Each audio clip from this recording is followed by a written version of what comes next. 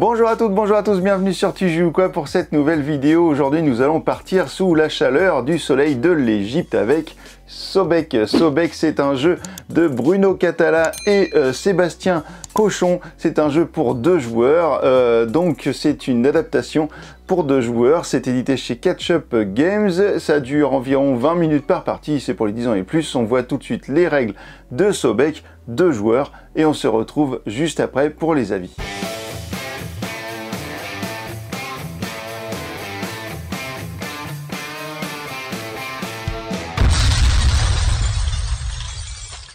Voici la mise en place pour Sobek. Donc Sobek, ce fameux jeu pour 2 joueurs. Donc vous avez ici le grand plateau principal. Ici nous avons des tuiles avec un dos gris comme ceci qui seront des tuiles de départ. Ici les tuiles marchandises. Les tuiles avec un dos rouge comme celle-ci seront les tuiles personnages. Ici, vous avez un Ankh qui sera l'objet principal du jeu quasiment, qui va donner un petit peu toute la direction du jeu, si j'ose dire. Et puis ici, vous allez avoir des jetons pirogue qui seront installés comme ceci dans l'insert du plateau, donc pour 5 d'entre eux, et les autres seront mis de côté. Voilà, vous les aurez mélangés, vous en aurez mis 5 au hasard ici, et les autres seront mis de côté pour d'éventuels personnages pour la suite du jeu. Chaque joueur aura également devant lui une tuile comme celle-ci qui sera une tuile de corruption, on y reviendra plus tard. Nous avons ici un sac rempli de jetons d'Éden qui seront des petits jetons comme ceci, comme des pièces d'or, qui seront de valeur de 3 à 9 et qui vont nous permettre, lorsque l'on va les tirer secrètement, d'obtenir des points de victoire supplémentaires par rapport à ce que l'on aura fait dans le jeu. Et ces points de victoire, eh bien, on les comptabilisera sur cette partie du jeu à la fin de la partie. Alors il y a une certaine mise en place à faire, vous allez prendre les 8 tuiles de départ, vous allez en distribuer 2 à chaque joueur, vous allez mettre les 4 premières donc dans le sens de lecture du plateau ici en partant de cette case et vous allez tourner comme ceci. Hop, voilà, les 2 dernières eh bien, iront dans la boîte, ne serviront pas pour la suite de la partie.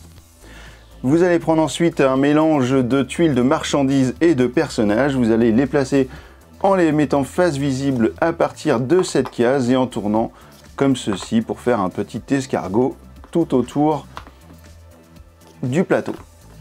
Et pour la dernière rangée, eh bien vous allez partir du haut juste ici et pareillement vous allez faire tout le tour. Donc vous avez vu qu'on laisse face visible toutes les tuiles marchandises, mais par contre on laisse face retournée, donc face invisible, les tuiles personnages. Ce sera la surprise au moment où vous les attraperez.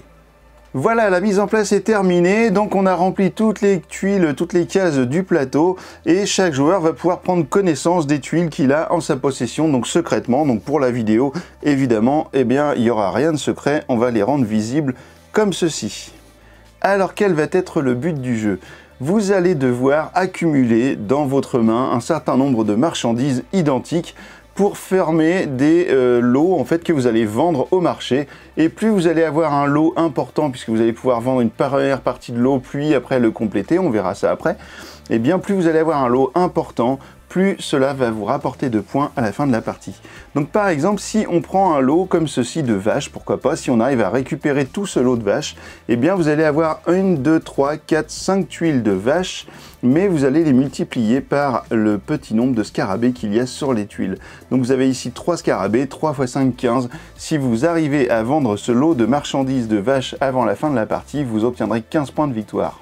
Pareillement, si vous prenez les défenses d'éléphants, et bien ici vous avez 3 scarabées.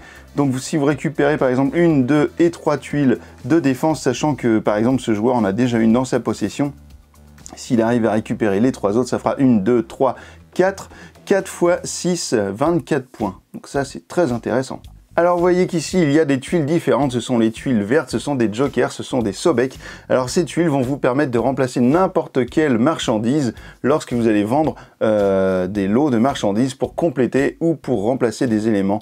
Car lorsque vous allez vendre des marchandises, eh bien vous devrez obligatoirement vendre un lot de 3 marchandises minimum. Donc lorsque par exemple vous allez prendre encore une fois vos vaches, si vous avez 2 vaches et un Sobek dans votre main, eh bien vous pouvez vendre ce lot de marc de vache. En fait le Sobek vaudra comme une vache. Vous ne pourrez pas évidemment commencer à vendre un lot avec 3 Sobek, ça c'est pas possible. Il vous faudra au moins une marchandise dans le lot, par exemple une marchandise et 2 Sobek pour vendre un premier lot de marchandises. Alors vous pouvez vendre évidemment des lots de marchandises plus importants que 3. Vous pouvez vendre 4, 5, 6 tuiles d'un seul coup, c'est pas un problème, mais vous pourrez aussi plus tard compléter votre lot. Si vous avez un premier lot d'installer, eh bien vous pouvez le compléter par un nouveau lot de 3 tuiles supplémentaires, 3 ou plus, pour compléter, pour faire 6 tuiles à votre lot de marchandises.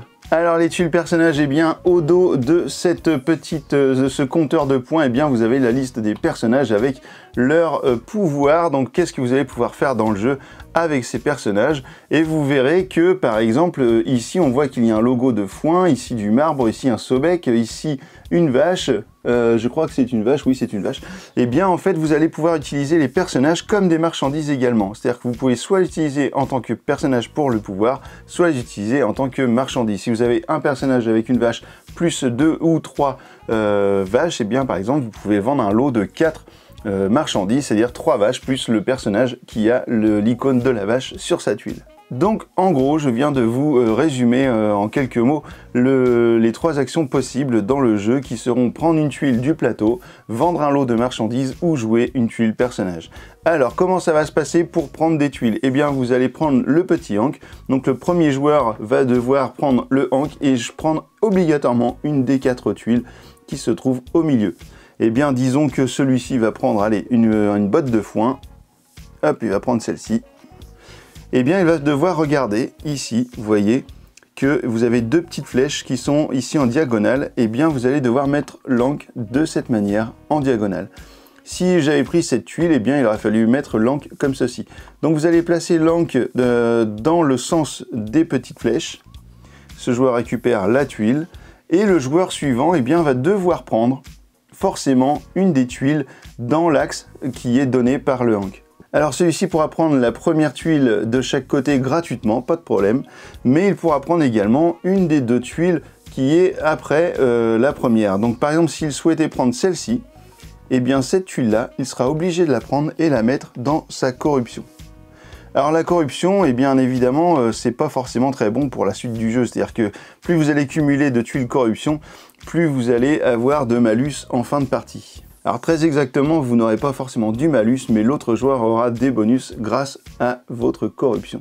Donc le joueur pourra prendre cette tuile, et en fait cette tuile, elle a 2 possibilités, c'est soit l'utiliser en tant que défense dans un lot de marchandises, ou alors vous voyez qu'il y a un petit logo d'une pièce juste ici, et bien vous pouvez défausser cette tuile et prendre un petit jeton ici, un petit jeton que vous allez garder secrètement. Donc ici c'est un 3, hop je le garde secrètement et on comptera les points à la fin de la partie. Donc j'ai pas regardé, mais effectivement vous voyez ici que les flèches sont indiquées dans ce sens, donc le prochain à jouer devra forcément prendre cette tuile. Ce joueur a 3 tuiles de foin, et bien il peut dire je pose un lot de marchandises, voilà je vends un lot de marchandises, donc il vend 3 tuiles de foin. Donc pour l'instant celle-ci ne lui rapporte aucun point puisqu'il n'y a pas de scarabée, mais il compte bien faire évoluer ce lot de marchandises plus tard avec des lots comme ceci avec des scarabées. Ce joueur juste après aura 2 choix possibles devant lui, donc il ne peut pas pour l'instant vendre de lot de marchandises, mais il pourrait très bien récupérer une tuile ou bien jouer un personnage. Donc là il pourrait très bien regarder son personnage et regarder le pouvoir qui correspond à celui-ci. Donc on voit que en fait c'est un personnage qui est lié à la corruption, c'est-à-dire que grâce à ce personnage vous allez pouvoir enlever toutes les tuiles d'une même famille de votre tuile de corruption, et elles partiront en défausse. Donc imaginons qu'on en est, voilà, on décide de le faire comme tout de suite, donc voilà, hop, le poisson il s'en va, du coup le personnage il s'en va, et c'est à nouveau au tour du prochain joueur de jouer. Alors petite chose que j'ai déjà oublié, c'est que lorsque l'on vend des lots de marchandises, eh bien on a le droit de prendre une pirogue. Alors ça du coup j'ai carrément oublié de vous le dire. Donc ce joueur qui a vendu, on revient en arrière, Back to the Future, ce joueur qui a vendu le lot de foin, eh bien il va pouvoir récupérer une pirogue ici. Alors pour cela, il va pouvoir regarder secrètement les pirogues, les différentes pirogues, et en choisir une et les remettre à leur place pour les prochains tours. Donc en fait ici cette pirogue va nous permettre de rejouer un tour. Celle-ci va nous permettre de par exemple placer la tuile par exemple ici, et le joueur suivant sera obligé de prendre cette tuile. Alors ce qui est drôle, c'est que par exemple si le hank est comme ça et que vous prenez ce truc là et que vous le mettez juste ici, eh bien le joueur va être obligé de prendre la tuile personnage, mais au passage il va mettre tout ça dans sa corruption, donc ça c'est plutôt pas mal. Celui-là est intéressant à partir du moment où on a des tuiles dans sa corruption, puisqu'en fait on va pouvoir récupérer toutes les tuiles de la corruption pour les remettre dans sa main. Donc ça c'est plutôt cool, mais il faut avoir quelques tuiles ici. Et puis ici c'était un malus que l'on va donner au copain, c'est-à-dire qu'il aura plus 1 en corruption. Donc là, ce qui peut être intéressant, ce qu'il faut savoir, c'est que en fait, à chaque fois que vous allez utiliser une tuile pirogue, et bien en fait, vous allez devoir appliquer l'effet aussitôt. Donc par exemple ici, si je prends, non c'est pas ça, si je prends l'effet de rejouer, et bien je prends cette tuile pirogue, je la défausse et je rejoue aussitôt. Donc ça, c'est plutôt pas mal. Donc on va passer à autre chose, on va enlever des tuiles pour avancer un petit peu dans le jeu et voir qu'est-ce qui se passe lorsque l'on n'a plus de possibilité de prendre une tuile comme ici. On ne peut pas prendre une tuile dans ces directions, il n'y en a pas, et ici il n'y en a plus. Donc qu'est-ce qui se passe? Eh bien on enlève le hank et on va remplir à nouveau en repartant du milieu et en reprenant comme si on remplissait en fait de base. Donc on prend de la droite vers la gauche, et ici on va reprendre juste ici. Et on va re-remplir comme ça tout le plateau, pardon, parce que le truc, c'est pas un truc, c'est un plateau. Et voilà, donc le prochain joueur, en fait, du coup, celui qui ne pouvait pas jouer parce qu'il n'y avait pas de tuile, eh bien il va prendre l'hank et il va pouvoir repartir du milieu. Et oui, il va pouvoir prendre par exemple une tuile vache, comme celle-ci, et puis s'en débarrasser pour prendre à son tour un petit jeton avec une petite pièce d'or. Donc ça, c'est plutôt pas mal. Donc voilà, en fait, vous allez continuer comme ceci jusqu'au bout de la partie. À la fin, vous allez prendre votre feuille de score et vous allez compter évidemment tous vos jetons, etc. Mais avant, vous allez compter qu'est-ce qui se passe avec la corruption. Alors on voit ici, j'ai mis une petite mise en place pour que ça soit facile à expliquer. Ici on voit que ce joueur a une tuile dans sa corruption et celui-ci en a 4. Donc qu'est-ce qui va se passer? Eh bien celui qui n'a qu'une seule tuile de corruption va gagner un jeton d'Éden. Hop, hop, c'est parti, il le gagne, tac, 5 points. Mais ce n'est pas tout, puisqu'en fait ici vous voyez que vous avez un écart de 3 tuiles, puisque ici 4 et 1, donc vous avez 3 tuiles de plus dans ce paquet.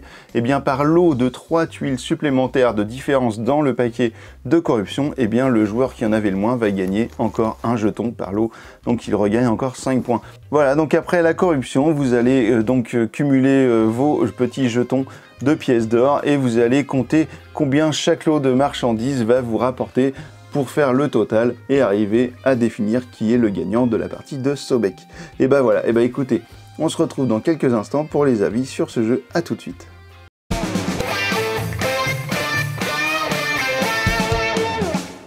Et ben voilà, maintenant vous savez tout, ou presque, sur Sobek. Alors je dis ou presque parce que j'ai oublié quelque chose, c'est de vous dire en fait comment on définit la fin de partie, c'est quand même important. Donc lorsqu'un joueur n'a plus du tout de possibilité d'action, c'est-à-dire qu'il n'y a plus de tuiles possibles à prendre et qu'il n'y a plus de stock de tuiles pour remplir à nouveau l'espace, et que vous, donc ça c'est une des conditions. Si vous ne pouvez plus non plus mettre de lot à vendre et que vous ne pouvez pas utiliser de personnage, et bien la partie s'arrête immédiatement. Dans ce cas, l'autre joueur, s'il avait des lots prêts à vendre, eh bien il les mettra de côté, il ne les comptera pas. Et une fois que ceci est fait, eh bien toutes les tuiles qui restent dans les mains des deux joueurs iront chacun dans leur corruption. Donc là, ça peut faire la différence. Donc c'était important de vous le dire parce que du coup, j'ai carrément zappé ça dans l'explication. Donc qu'est-ce qu'on a pensé de Sobek? Eh bien, c'est un jeu très sympathique. Voilà, ce jeu va très vite, il n'est pas compliqué, il est très beau, le matériel est vraiment très chouette, la boîte et tout, enfin tout est... On sent que c'est du carton, voilà, au toucher c'est très agréable. Le hank et tout, c'est trop mignon. Donc voilà, c'est au niveau matériel, il y a tout ce qu'il faut, c'est de la bonne qualité. Vous avez vu le sac en plus avec le nom Sobek et tout dessus, c'est trop bien. Le rangement, et il n'y a pas d'insert, hein. Par contre c'est un peu tout en bordel dans la boîte, mais enfin c'est une petite boîte, hein, ça va, il n'y a pas non plus 50 000 trucs. Et puis par contre au niveau de la mécanique, ça va tout seul, c'est très fluide, ça va très vite. On récupère nos tuiles, ça va très vite à comprendre, et puis on prend nos petites pirogues, etc. Alors du coup, il y a que le calcul un peu à la fin qui est un peu difficile au début avec l'histoire de la corruption, mais ça va, on s'y fait très vite. Et puis vous allez prendre beaucoup de plaisir à jouer à Sobek, ça c'est sûr, et vous allez pouvoir l'emmener à droite à gauche, c'est pas une grosse boîte, c'est pas lourd, vous allez pouvoir jouer à deux n'importe où à Sobek, et pourquoi pas en Égypte. Et ben voilà, écoutez, j'ai rien d'autre à dire sur ce jeu parce que vraiment c'est un jeu très sympa. Et bien je vous conseille de récupérer Sobek chez votre votre boutique de jeux, voilà, parce que je sais pas dans quel mot je m'embarquais, le ludothécaire, bon bref. Et donc du coup, ben non, parce qu'un ludothécaire c'est quelqu'un qui travaille dans une ludothèque, donc dans une boutique de jeux, ou même à la ludothèque si vous voulez l'emprunter, enfin bref, là où vous voulez, on s'en fout. Et puis donc on se retrouve bientôt pour une prochaine vidéo, et maintenant que vous savez tout sur Sobek, et ben alors, tu joues ou quoi?